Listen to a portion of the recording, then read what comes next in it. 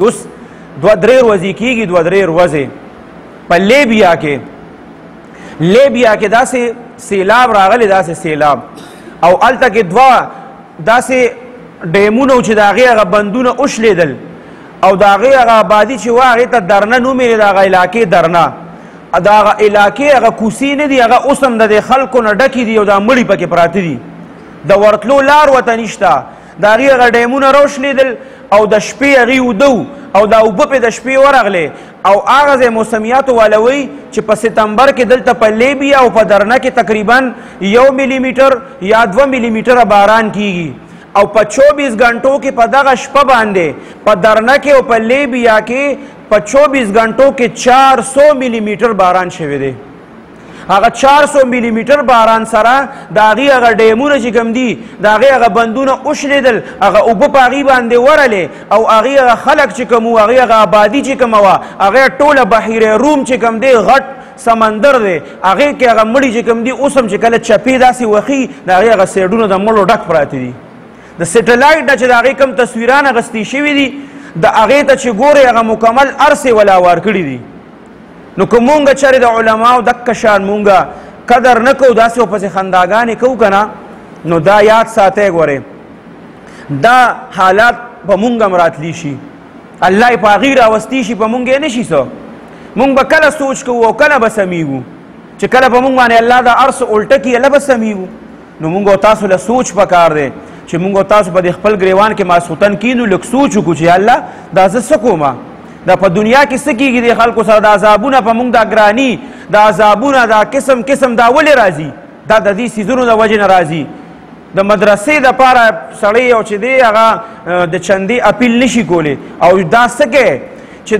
د چندې اپیل له دارالعلوم حقاني اکوړه خټک دپاره وشو نو د هغې په باره کې ځینې خلک دا وایي چې دا خو د هغه مولانا سمیع الحق صاحب شهید رحمت الله علیه مدرسه ده که نه کم چې د خپل مرګ نه 2 ورځې مخکې ویلي چې دا پلانکې کس چې کم دی دی به ذلیله ځي د دنیا نه او دی به ذلیله کېږي او د حکومت نه به ذلیله وځي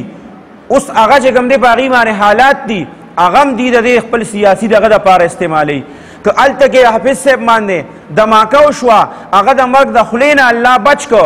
او هغه د الله صحت ورکو هغه بچ دی د هغه زندګي الله لیکلې وه نو په هغې باندې هم دي رنګ په رنګ کمنټونه وکړو څوک وایي چې دا وګوره دا سپی څنګه بچ شو څوک ورته سپی وایي او څوک وایي چې دا وګوره دا خو چې پکې مردار شوی وي نو ښه به وه دا قسمه الفاظ د یو عالم دپاره استعمالول نو مونږ کوم طرف ته روان یو مونږ به الله په مونږ به دا رنګ په رنګ عذابونه نه راځي چې دا دی بچ شو زما وروڼو دا کم انسان چې په یو مسلمان باندې تکلیف راشي سیاسي اختلافات په خپل ځای باندې خو چې په یو مسلمان باندې تکلیف راغی دا خو د نبی کریم صلی الله علیه وسلم حدیث مبارک دی که نه چې د دې مسلمان مثال د جسم دی او په جسم کې یاد وساتئ چې کله دې ټیک دی نو سترګې خپل کار کوي ژبه خپل کار کوي غوږونه خپل کار کوي پوزه خپل کار کوي معده خپل کار کوي ګرده خپل کار کوي زړه خپل کار کوي جگر خپل کار کوي خو په دې ټول جسم کې چې کله په ګرده باندې درد راغی بیا هغه ټول جسم هغې ته متوجه شي چې په ګرده باندې درد دی د سترګې او د ګردې په منځ کې فاصله ډېره ده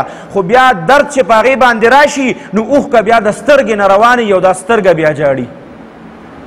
نو الله نبی صلی الله علیه وسلم فرمایلی چې د مسلمان مثال له پوره جسم او چې په هغه باندې تکلیف راشي نو تو پسې خنداګانې کې ته به الله له څه جواب ورکوې زما وروڼو د دې د وجې نه مونږ نن سبا رنګ په رنګ عذابونو سره مخ یو که هغه مهنګایي ده او که هر قسمه د بجلی بلونه دي یو څه بل څه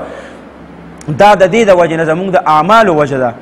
ځکه د الله نه توبه پکار ده او الله سره روغه پکار ده او د دې خو خلکو ادب مونږ له پکار دی الله دې مونږ له تاسو له په دې خبرو د عمل کولو توفیق راکړي و آخر دعوانا الحمد لله رب العالمین